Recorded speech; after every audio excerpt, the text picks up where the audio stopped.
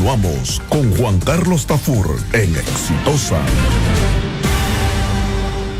Muy bien, 10 de la mañana con 45 minutos. Ayer el Poder Judicial expresó su institucional respaldo al proyecto de unión civil y en el Congreso una sesión ordinaria para seguir comentando el tema, pero el asunto de la unión civil un poco que ha sido, ya no está en la agenda principal, pero vamos a ver en qué proceso anda, en qué trámite o circunstancia está en estos momentos. Hemos invitado a Giovanni Romero, vocero del MOL, para que nos lo cuente. ¿Qué tal, Giovanni? ¿Cómo estás? Buenos días. Buenos días, Juan Carlos. Buenos días a todas, a todos los que nos escuchan. A ver, ¿cómo está el proceso?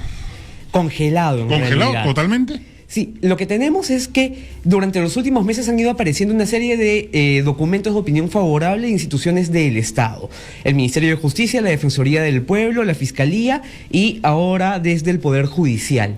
Todas esas opiniones se envían a la Comisión de Justicia y Derechos Humanos del Congreso, que las procesa, las acumula y las revisa cuando se prioriza el debate del proyecto de ley. El proyecto está en el punto 5 de agenda de la Comisión de Justicia. Eso quiere decir que aún van a demorar algunas semanas porque se está invitando. Tenemos reuniones con representantes del Ministerio de Justicia. Hay un dictamen enorme que propone un nuevo código penal que ha llevado como 4 años de revisiones y que tiene 5 temas priorizados que se va a debatir, yo creo, los próximos 2 meses como mínimo. Y recién después de eso tenemos la ley de unión civil y después todas las leyes de uniones solidarias que se han ido generando por parte de Marta Chávez, los fujimoristas, los evangélicos, etcétera, ¿no? Pero la unión civil aún va a demorar tiempo en ser revisada por la Comisión de Justicia. Cuando hablas de tiempo, ¿cuánto es eso?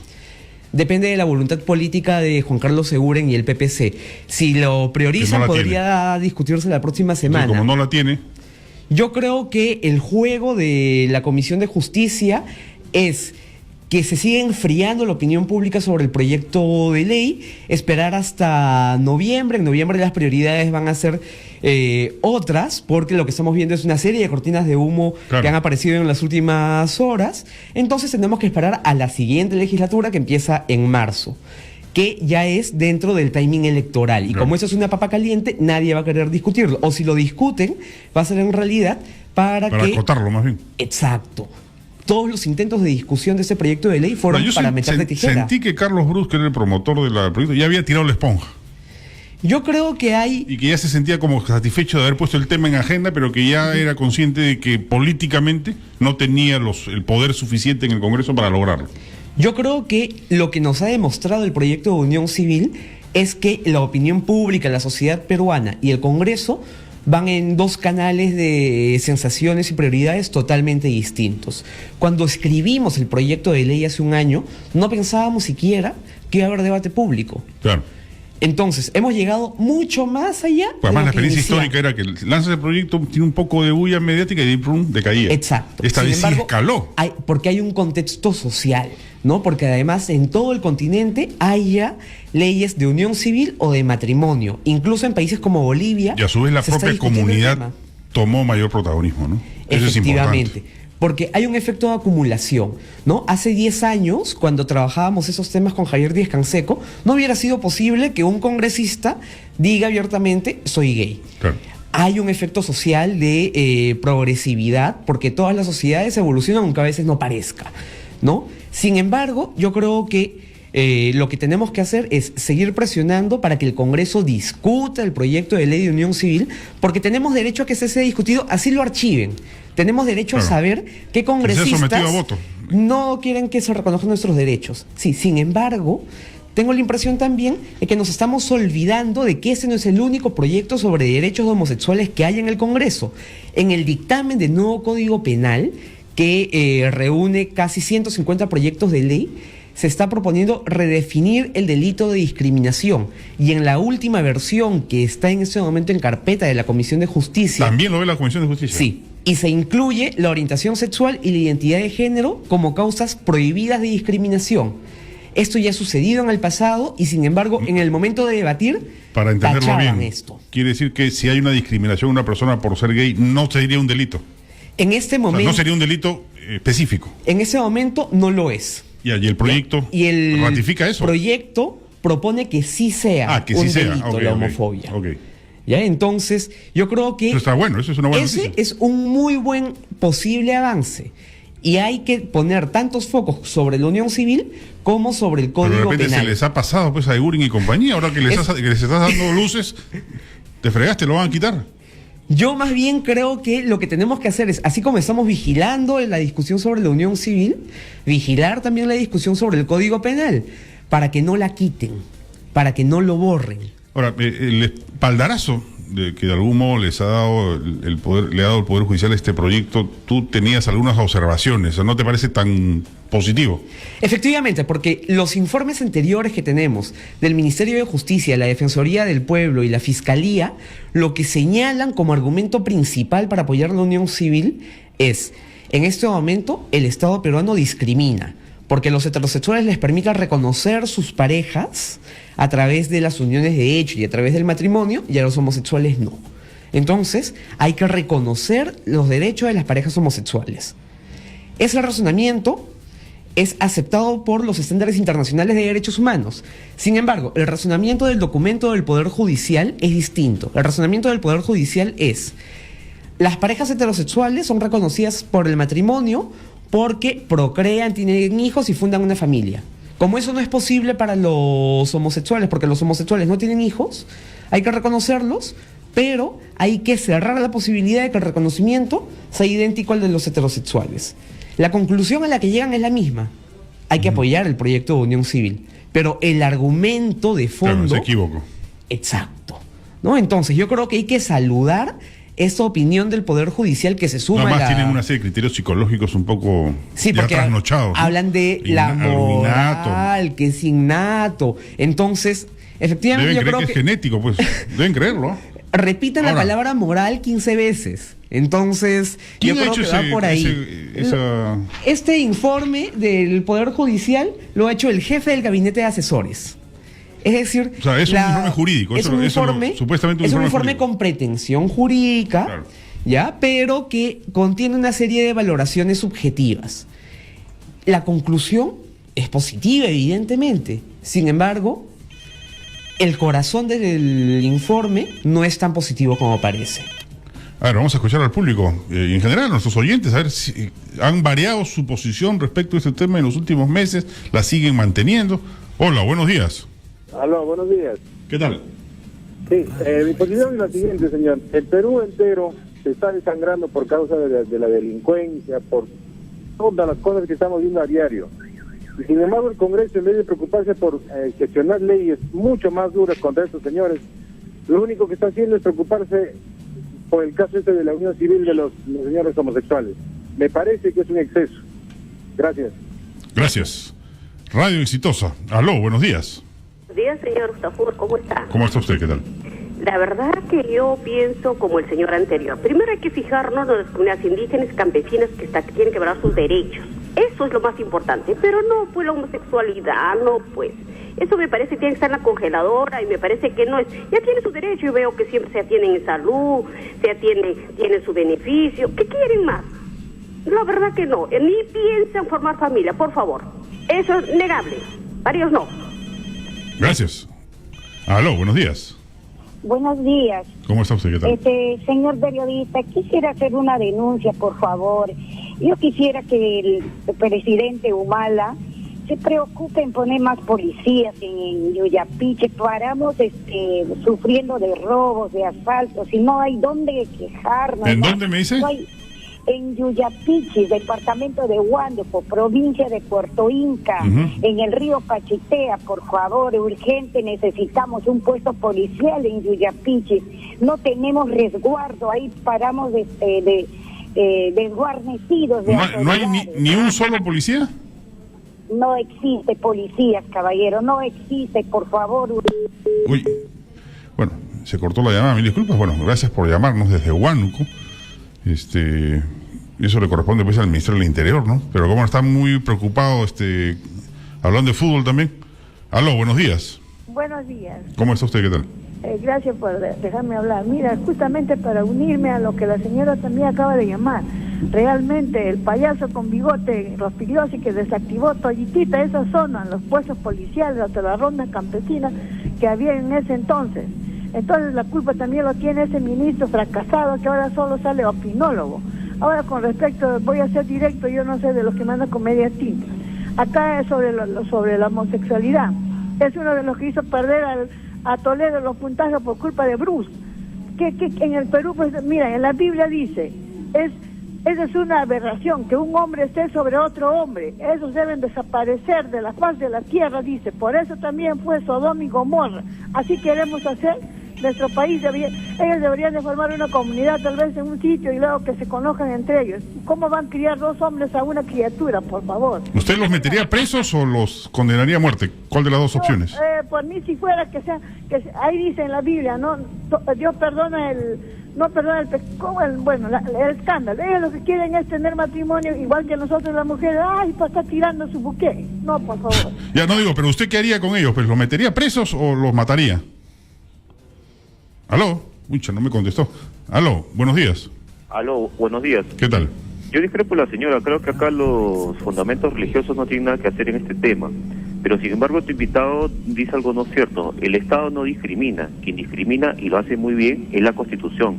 El capítulo 1, que es Derecho Fundamental de la Persona, no incluye la figura de la unión civil, sino el capítulo 2, que habla de derechos económicos y sociales.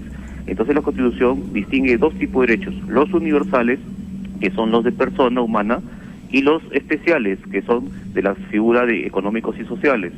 La misma Constitución está categorizando dos tipos de derechos. Por ejemplo, un chico de 15 años no puede sacar una licencia de armas, ¿no? Discrimina.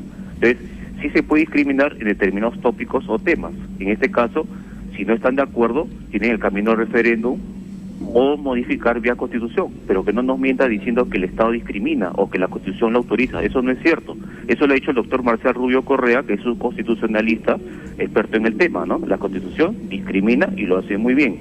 Ahora, aparte de eso, hay otra figura. Gracias. Hola, buenos días.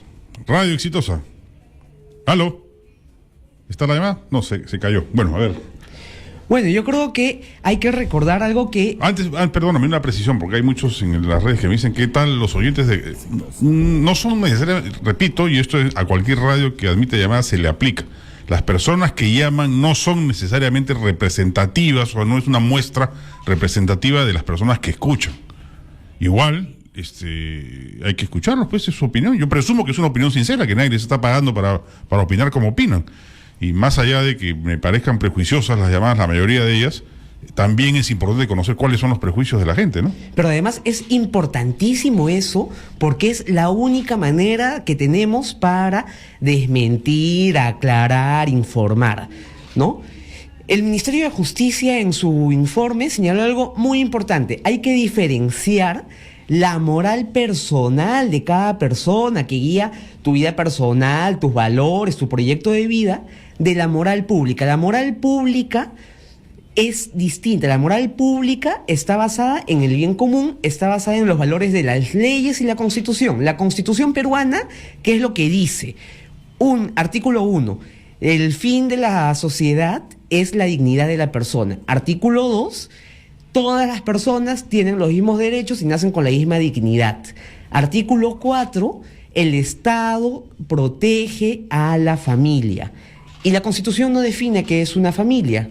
El Tribunal Constitucional ha señalado que hay una serie de familias, algunas heterosexuales, algunas lideradas por una madre soltera, por hermanos mayores, qué sé yo, y la doctrina jurídica internacional reconoce que hay también familias lideradas por personas homosexuales que además en la realidad viven juntas, algunas crían hijos, qué sé yo. Claro. El proyecto de unión civil incluye la opción de hijos. Son sus hijos, ¿eh? Efectivamente, hijos biológicos.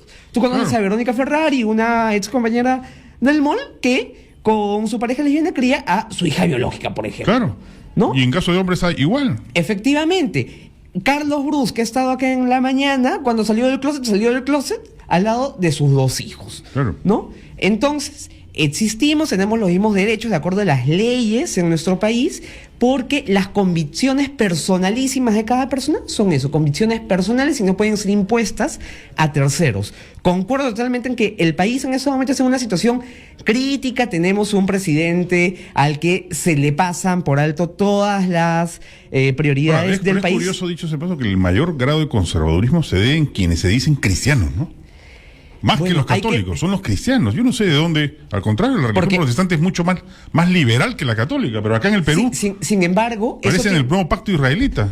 Lo que pasa es que el crecimiento de las iglesias evangélicas en el Perú se da en los 70s, y no de las iglesias evangélicas de origen europeo, sino de las de origen americano, que son exactamente las mismas que promovieron en Uganda la ley contra la sodomía, y que es el operador internacional al que está trayendo Julio Rosas el próximo año para dictar en el Perú y en el local del Congreso un curso para pastores evangélicos para que puedan guiar campañas políticas en contra de los derechos de las personas homosexuales. Entonces, efectivamente, tenemos prioridades como país, y una de las prioridades como país tiene que ser garantizarle los mismos derechos a todos los peruanos. Así es simple. Ahora, ¿tú eres optimista de lo que ocurre en el Congreso o no? No, yo en este Congreso no tengo demasiadas esperanzas. Creo que el próximo Congreso, además, va a ser peor. ¿Ah, sí? Sí, porque... Bueno, salvo que eliminen algunas... No van a eliminar nada, van a mantener la misma legislación electoral, ¿no? No solo eso, votos sino que... Efectivamente, que es una desgracia para el sistema político y que nos preocupa a todos. Pero además tenemos que nuestro país es el centro de operaciones de las bancadas y grupos de presión evangélicos para el Perú, Chile, Ecuador, Bolivia. Es decir, en el Perú se forma a quienes van a los demás países del continente a impedir la adopción de leyes sobre derechos de las personas homosexuales. O sea, hasta Cipriani es un liberal en comparación a los evangélicos. Y no Cipriani tanto, ¿no? Tampoco pero, es que sea precisamente liberal. No, es que yo me quedo impresionado, de verdad, y no sé, mi familia materna era protestante y nunca he escuchado ese talibanismo como el que escucho ahora. Claro, y nosotros tenemos muy buenos vínculos. En un colegio protestante, la América del Callao. Y nosotros eran más bien liberales, muy liberales. Claro, hay pastores de iglesias protestantes con los que nosotros trabajamos y que son sumamente progresistas, defienden la igualdad de derechos y tienen claro que hay una separación entre el Estado y la iglesia, ¿no? Porque ya sobre cada iglesia... Entre el lobby católico y el lobby evangélico, yo creo que la tienen perdida en el Congreso. Yo creo que tenemos que seguir dando la batalla. Llevamos casi 30 años dando la batalla. Los primeros años han sido muchísimo más difíciles que estos. Sí, de hecho. ¿No?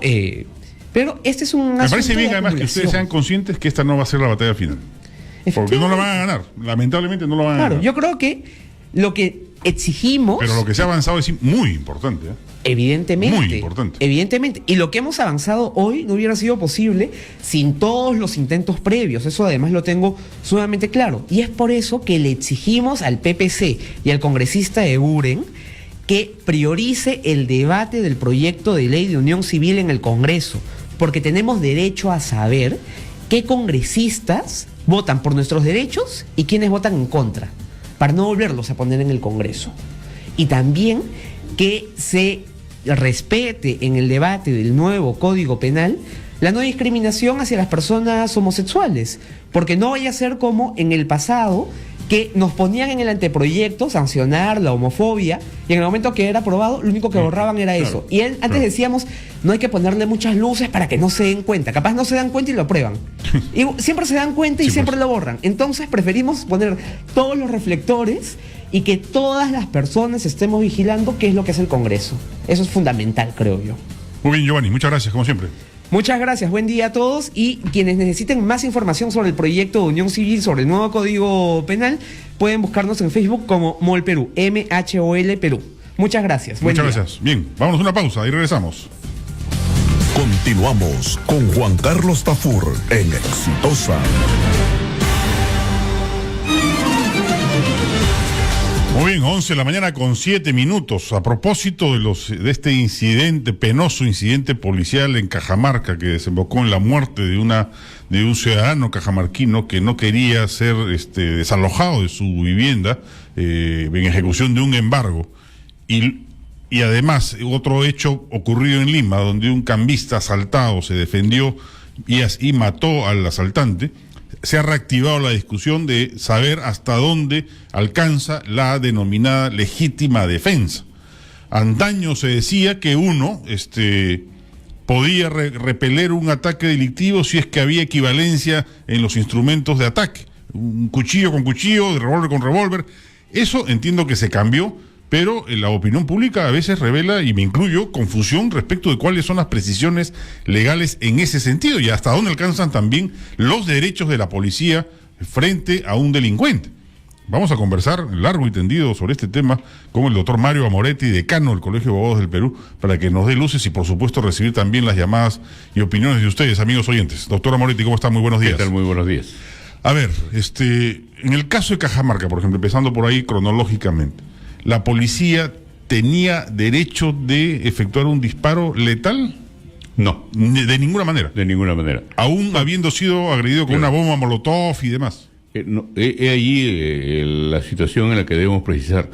La policía se cursa el oficio ante la policía para que preste garantías a fin de llevar adelante un desalojo.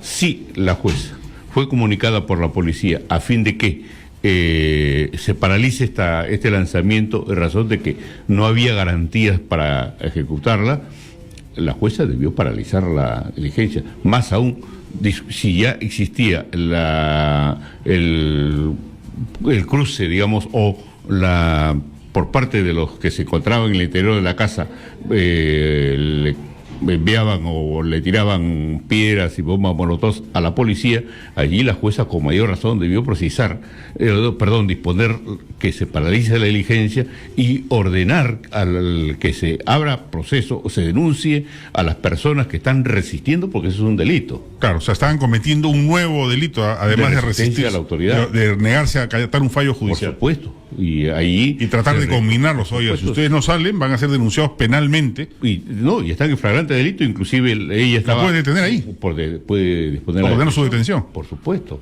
Pero ella, lejos de haber paralizado esta diligencia, dispone que continúe la misma, y sobre todo cuando la policía está para prestar auxilio, más no para ejecutar el lanzamiento. Ahora, puntualmente, si yo soy policía, y aquí los hombres de uniforme interesados seguramente en escuchar su opinión, y a mí viene una persona y me avienta una bomba molotov, y me cae en el cuerpo eventualmente, como se ve en las imágenes, yo como policía tengo la autorización legal para dispararle. Por supuesto. Sí le puedo disparar. Es legítima defensa. Y además de que desde el año 2007... Con disparo letal, inclusive. Por supuesto. O sea, lo puedo matar. Es que el año 2007 se adicionó un inciso en el Código Penal en la cual se dice que la Fuerza Armada y las fuerzas policiales están autorizadas en cumplimiento del deber, o en este caso en una legítima defensa, a utilizar sus armas en su defensa, y si causan la muerte o lesiones graves, están libres de toda responsabilidad. Pero con ciertos parámetros, imagino, o en cualquier circunstancia. Por supuesto, pero es que ahí es desgraciadamente... O sea, si yo una manifestación y empieza esto que vemos permanentemente piedras a la policía. Por eso nosotros consideramos... Legalmente la policía, ¿le puede disparar a matar? Desde el año 2007 que se adicionó, los penalistas opinamos que no era necesaria.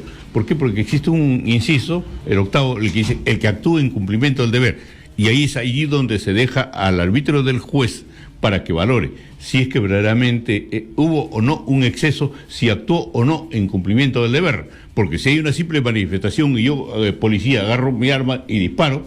Ya, no, claro, ahí sí. Pero con y la nueva, norma, el la agregado, ley... ahí sí, lo libera de responsabilidad penal. Y la ley dada en enero de este año... Es justamente reafirma refuerza ello. Exacto. Yo pensé, se lo digo como neófito en materia legal, yo pensé que un policía podía disparar a matar única y exclusivamente si el delito del que era testigo o el del cual podía ser potencial víctima calificaba como para pena de muerte o algo en ese rango. Yo sé que en el Perú no hay, pero calificaba para ese rango. Por supuesto, el problema está... Pues si yo le pego a un policía con un puñete, me puede matar.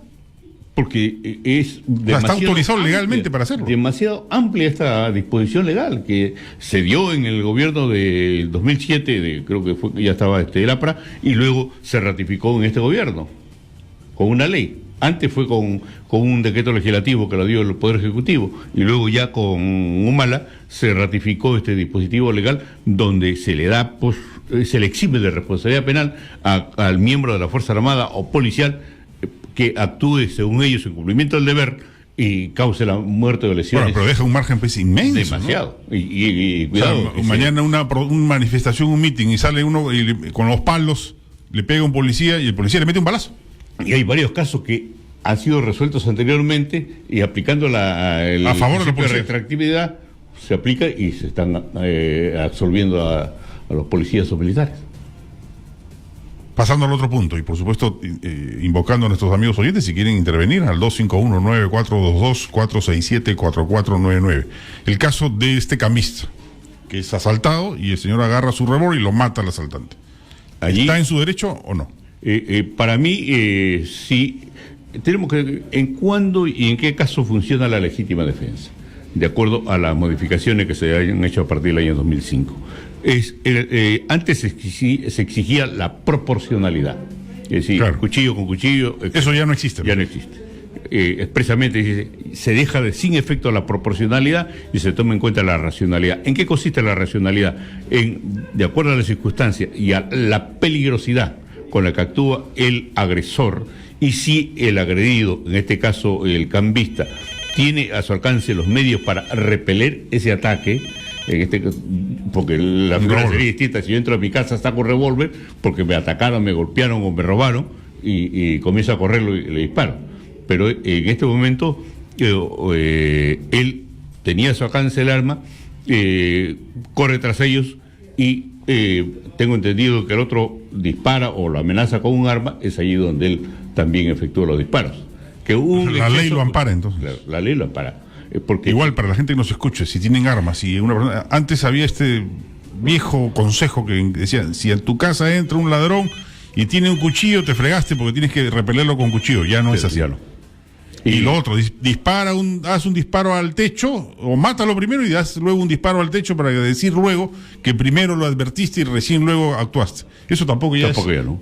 De frente, uno le puede meter un balazo. Porque está de por medio, porque el código señala que es para repeler el ataque, para defender su integridad física o el patrimonio, o de terceros. Puede ser un tercero que no es mi familia. No es uno, claro. Puede ser un tercero. O sea, yo estoy en la calle viendo que está robando. Están asaltando, ¿le puedo meter un balazo? No tanto como meter un balazo, pero sí le hago un disparo al aire.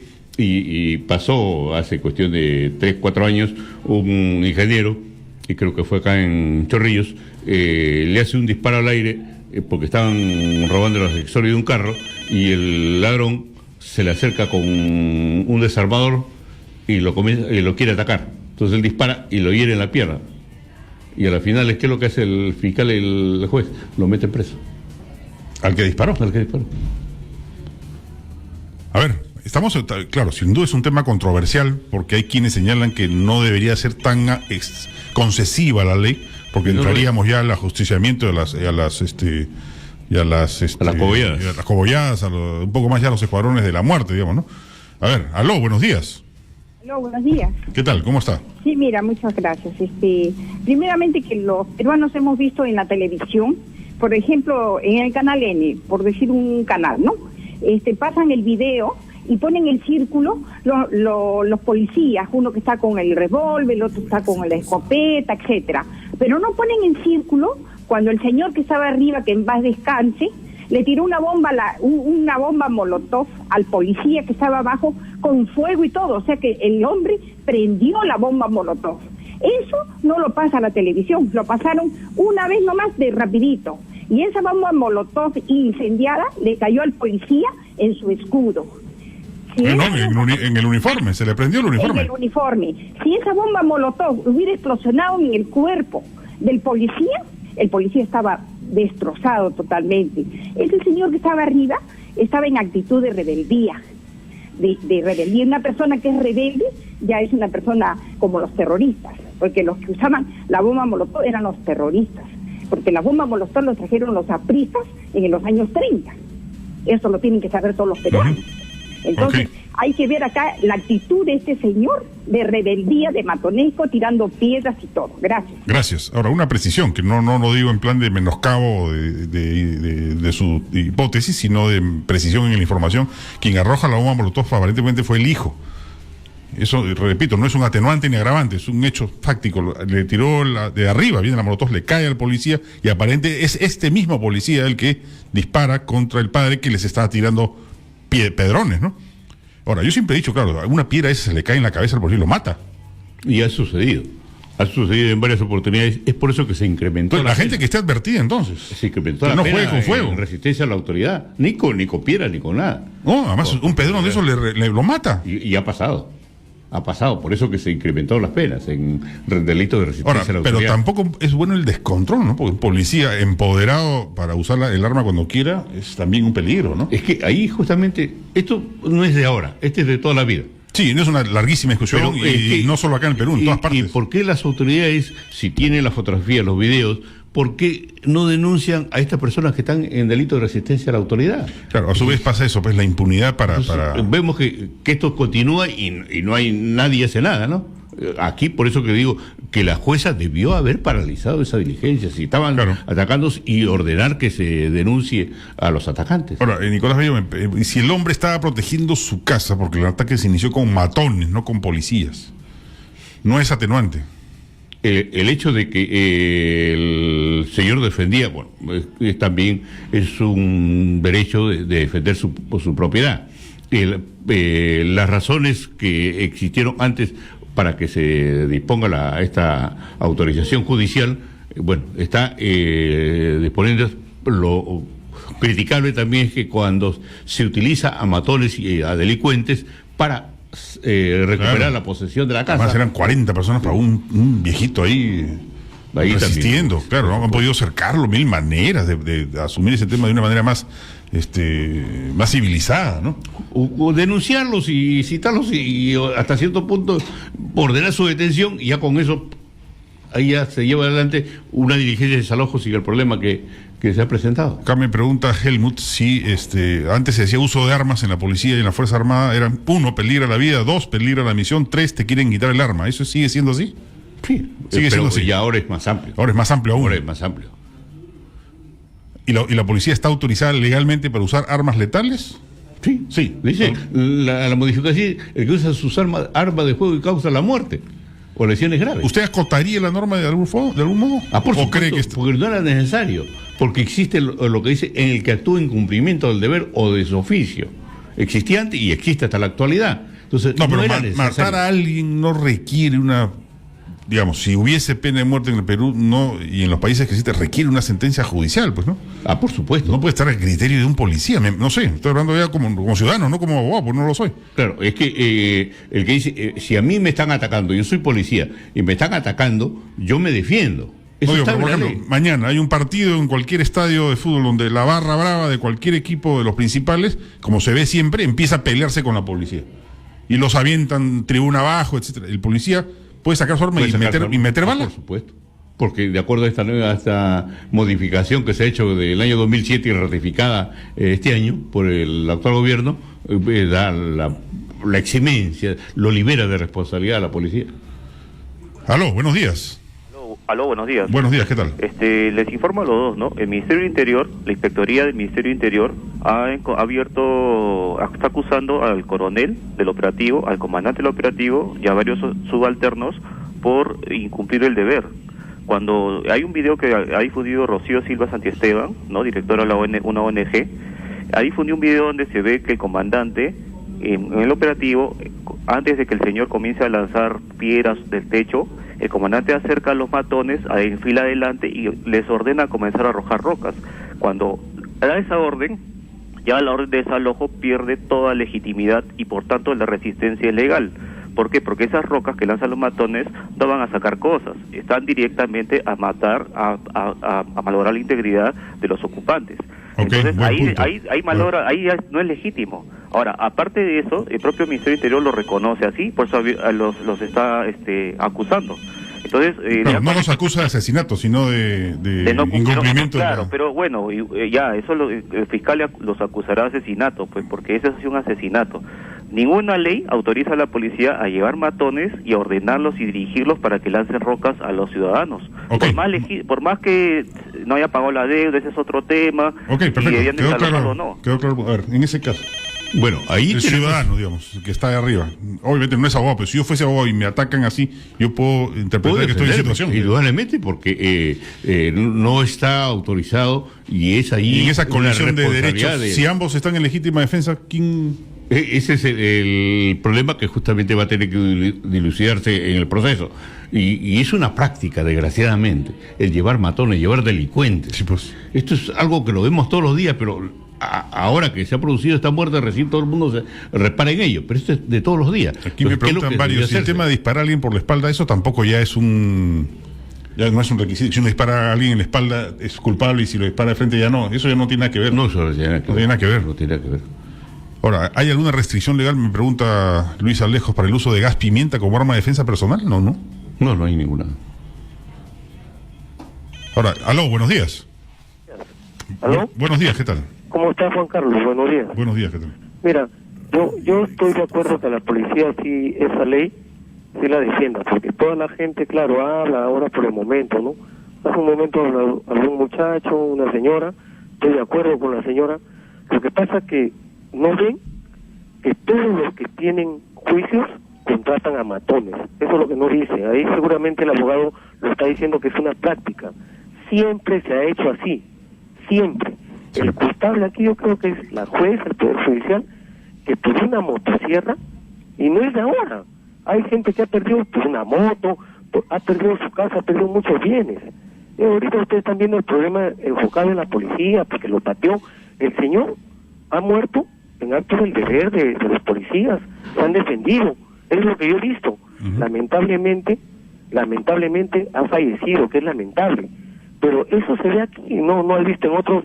Ándate a un desalojo, Juan Carlos, yo quisiera que vayas con tu invitado cuando van a invasión, para que veas cómo hay policías quemados, le rompen la cabeza, le fracturan el brazo, la pierna, eso no dicen. Lo de la parada, un caballo muerto, o sea, hay cosas que aquí la gente se va, no, que esa ley tiene que ser así, sino cómo la policía los va a defender a todos. Imagínate los terroristas, todo lo que hacían los terroristas y los derechos humanos, defienden los terroristas. ¿Quién defiende a los policías? Por favor, acá tenemos que ser conscientes de que yo creo que las leyes van enfocadas a quitarle la casa a uno por un lapicero. Imagínate, Ripley, ¿no te has dado cuenta cuántas esas empresas los enjuician porque debe 200, 300 soles y deuda aparece con 10,000, 20,000 soles después de un año? Eso es lo que deben de legislar. Okay. Ahí está el problema. Ok, gracias por llamarnos. Uno ve a veces las series de televisión gringas y ve que un policía ordena a un ladrón que está corriendo, deténgase o disparo. Y si no se tiene, le meten un balazo y lo matan. ¿Acá también está permitido eso? Bueno, ¿o solo se usa para matar en caso de legítima defensa? En caso de legítima defensa. Nada más. Ahora, lo que manifestaba de que esto es una práctica, esto es lo que veníamos conversando, que desgraciadamente las autoridades nunca han puesto coto a esta situación porque en ambos bandos se utilizan a delincuentes. En este caso la jueza tiene una doble responsabilidad, ¿no? Porque la jueza ha visto a los matones. No, y además que la policía los hace subir, bueno, ya es algo lamentable. Y lo que dice... O sea, pueden haber cometido entonces, a juicio de usted, respecto de la interpretación legal, varios delitos de función, pero no está en esos delitos el asesinato. No. O sea, no está, la ley no lo considera así. No. Y esto va a estar sujeto, en todo caso, a una investigación. ¿Los mismos derechos nos asisten a los ciudadanos respecto de un delincuente? Por supuesto. Los mismos derechos. Por supuesto. Y aquí lo que decía el señor... O sea, si yo voy en mi carro, por ejemplo, y tengo un arma ahí, y me avientan un rocón en la luna... Yo tengo un arma, puedo sacar un arma y le puedo disparar a matar. Por supuesto. Y la ley no me va a castigar por eso. Un caso muy sonado contra un familiar de Humber que mató a un delincuente en la Plaza Grau. Claro. Le quiso limpiar las lunas y quiso sacar a su señora del carro, y a él le quisieron quitar su cadena de oro. Entonces él, al ver que querían llevarse a su señora, mete su mano debajo de su asiento, saca una pistola y mata al delincuente. Y todo el mundo, pobrecito, si es un hombre que vendía golosinas. Y después verificar los antecedentes de un fulano que estaba requisitoriado por homicidio. O sea que era un asaltante. Pero el hombre se quedó 2 meses en San Jorge. Aquí me dice Gemel que la policía no debería hacer los desalojos, sino directamente el litigante, el beneficiado, digamos, y contratar su propia... ¿Es función policial? Es función policial hacer cumplir la ley. La función policial es que evitar que se produzca un desmán como lo que hemos visto y lo que vemos continuamente. Pero la policía no debería hacerlo. No debe hacerlo. ¿No es su función? No es su función. Es solamente prestar garantías para el cumplimiento de la diligencia. La policía no puede ingresar... O sea, garantizar que la jueza proceda a hacer el desalojo. Por supuesto. No hacerla ella, hacerlo ella. ¿No? Que se contrata personal. Y ahora, ¿qué es lo que se acostumbra? A contratar personal delincuentes.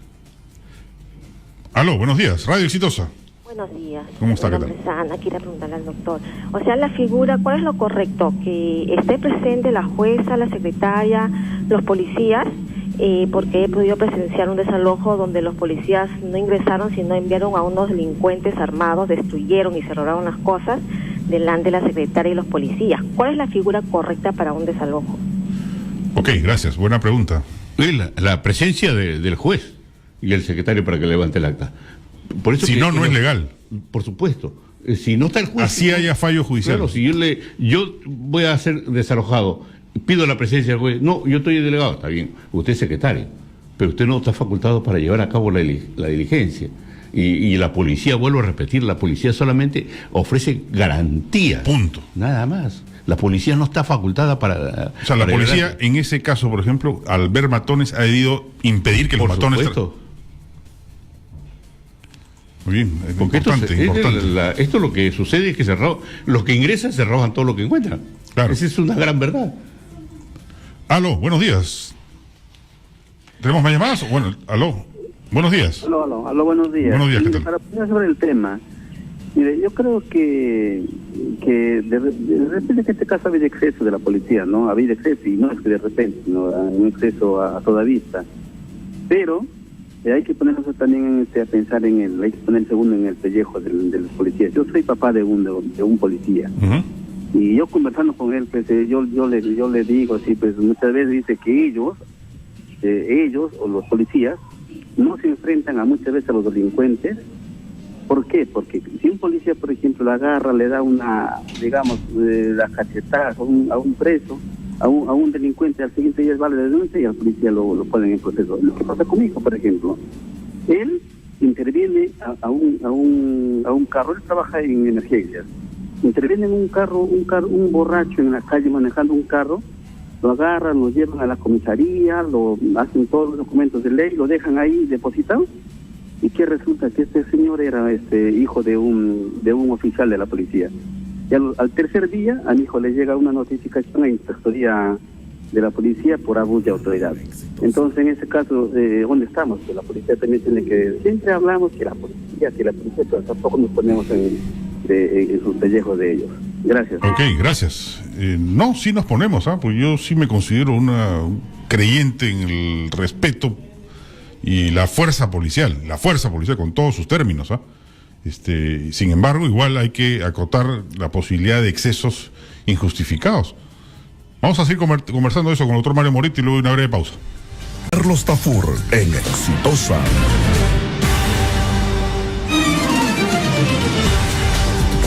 Muy bien, 11 de la mañana con 40 minutos. Continuamos conversando con el doctor Mario Moretti, decano del Colegio de Abogados del Perú, de Lima, para comentar sobre los alcances de la denominada legítima defensa a propósito de estos dos incidentes, uno en Cajamarca, un intento de desalojo que terminó con la muerte de la persona que se negaba al mismo, y el caso del cambista que en Lima mata a un asaltante que le había robado su dinero.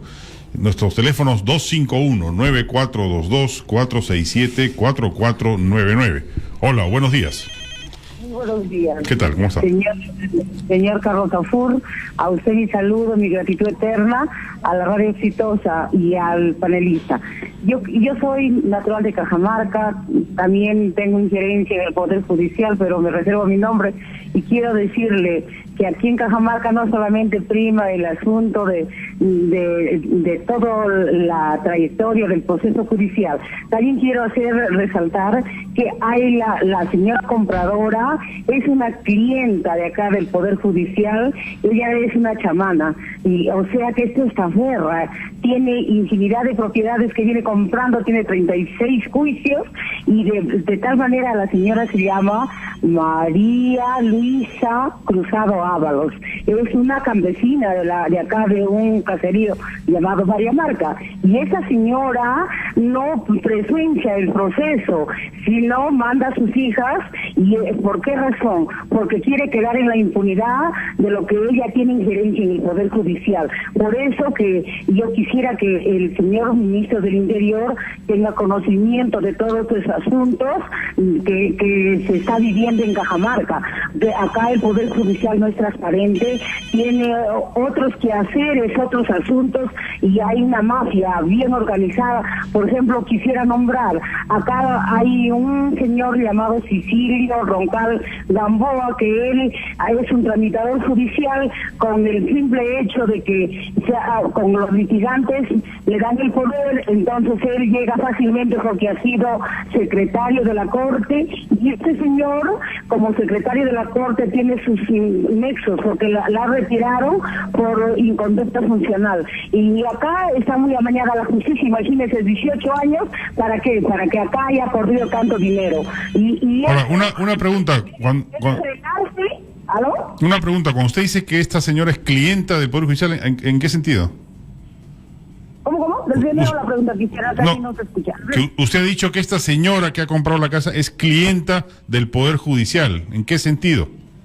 En el sentido de que ella se dedica a la campanería, o sea, por ejemplo, tiene que pagar, pues, o sea les hace la jugada de a los jueces, el trabajo, a los jueces.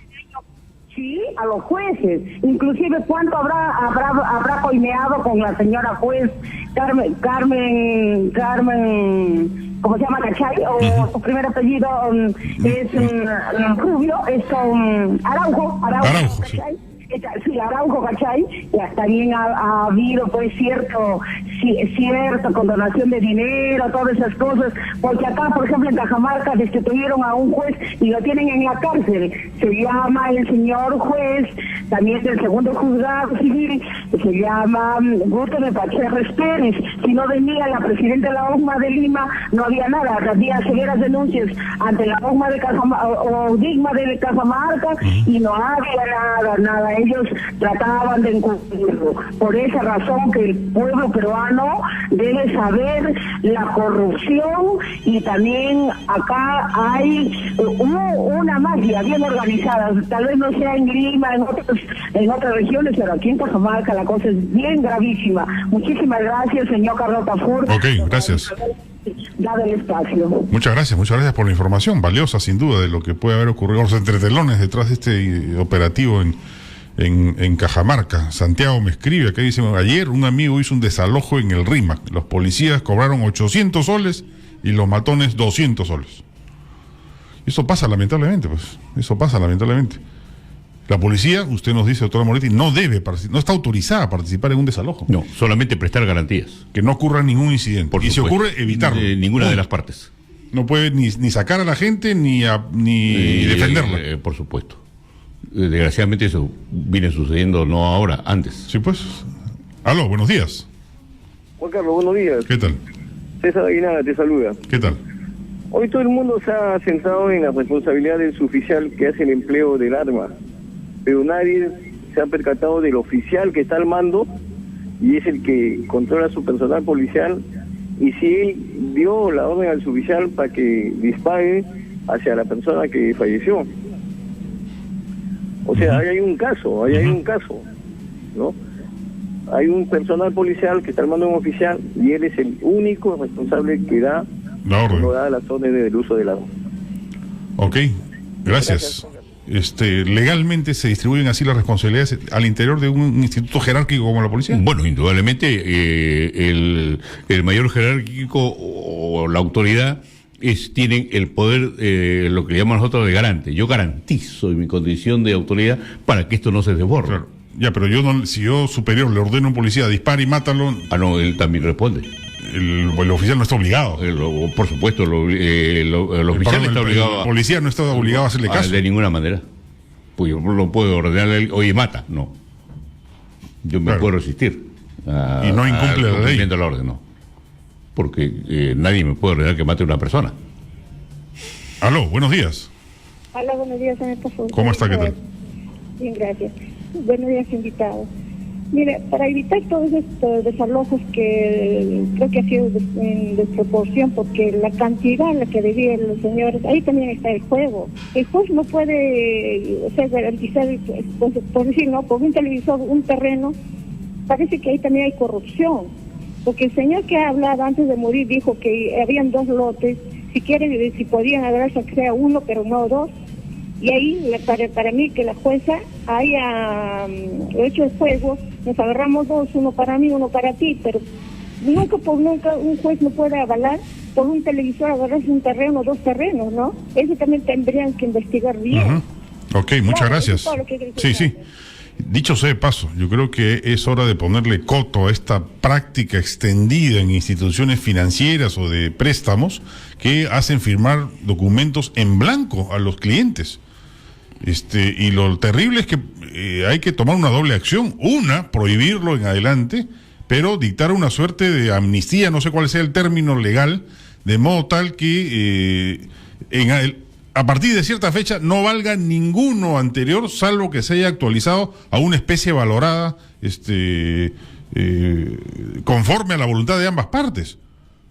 O sea, yo he pedido un préstamo hipotecario hace 15 años y me hicieron firmar un pagaré en blanco. Y el día de mañana yo dejo de pagar o termino de pagar mi crédito hipotecario y el banco quiebra, me resucita un pagaré y me pone que le debo pues $100,000. ¿Quién me evita ese riesgo? Entonces, como hay infinidad, cientos de miles de pagarés o documentos firmados en blanco por clientes que en muchos casos se desesperan y lo firman porque requieren el dinero, debería haber una suerte de punto de quiebre, la superintendencia o el Congreso, en fin, que diga en adelante solamente valdrán aquellos que hayan sido firmados bajo este formato. Y los que sean anteriores y se quieran actualizar, que se acojan a este formato en este plazo de 1 o 2 meses. Y uno ya se queda tranquilo de que todo lo anterior no le va a generar ninguna sorpresa. De repente algo así ha pasado en este caso en Cajamarca. El señor, una motosierra, ¿cuánto vale? 1.800 soles. Sí, le querían quitar una casa. Ahora, de repente, no sé, los intereses, eso aún no se conoce. Pero dicho sea esto entre paréntesis o de paso a propósito de este asunto, ¿no? Que ahí se pueden generar 1000 problemas. ¿No? Pero aún así, lo digo porque lo vivo en carne propia.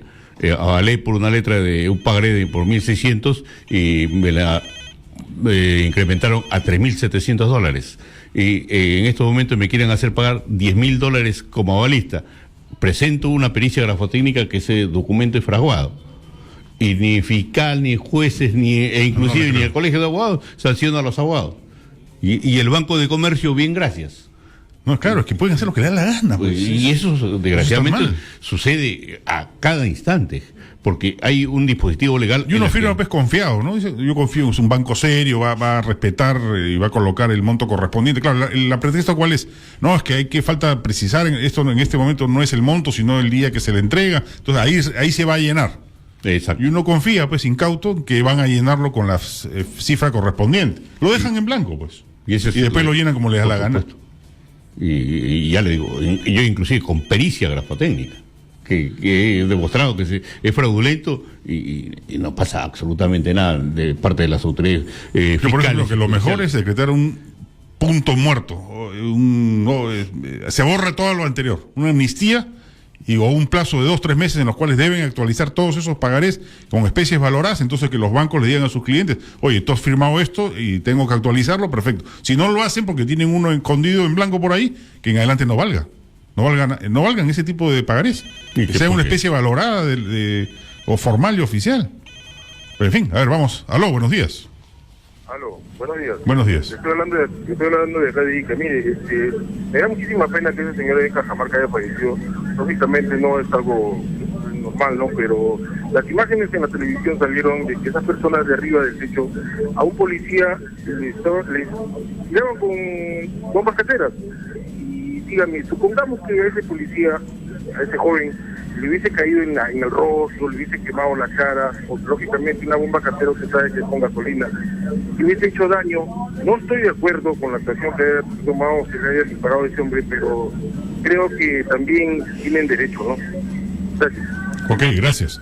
No, bueno, estamos justamente viendo que legalmente la policía, y eso está claro, y escúchenlo bien, está autorizada a utilizar sus armas de fuego letales para, cuando, en cumplimiento de su deber, cuando la circunstancia lo amerita, en legítima defensa.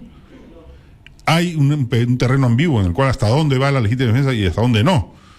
Quizás a eso habría que precisarlo, pero entre tanto estamos advertidos, ¿no? La ley los ampara. Y además que a raíz de estos atentados por parte de ciertas personas, como en el caso que tiraron la bomba Molotov, ya se incrementó las penas por delito de resistencia a la autoridad.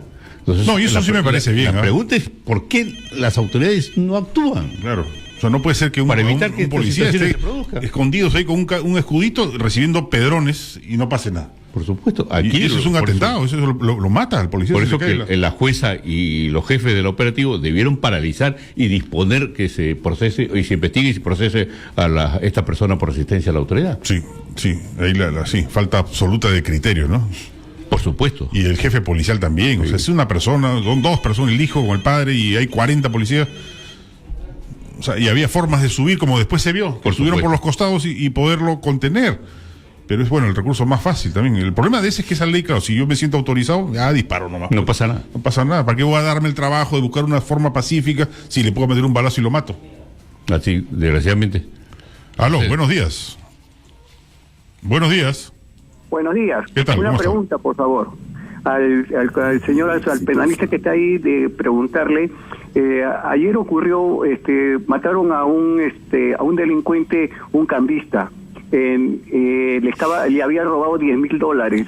Dígame, ¿cómo que el cambista, al ver matado a un delincuente, esto? La segunda pregunta, yo tengo un arma de caza. Sí, yo tengo un arma de caza, de una escopeta de calibre 12, y si yo mato a un delincuente... de cacería, perdón, sí. De cacería. Ok. Como que son dos preguntas. ¿Cómo quedaría yo? ¿No? ¿Cómo quedaría yo si yo mato a un delincuente con una arma de escopeta de calibre 12, de caza?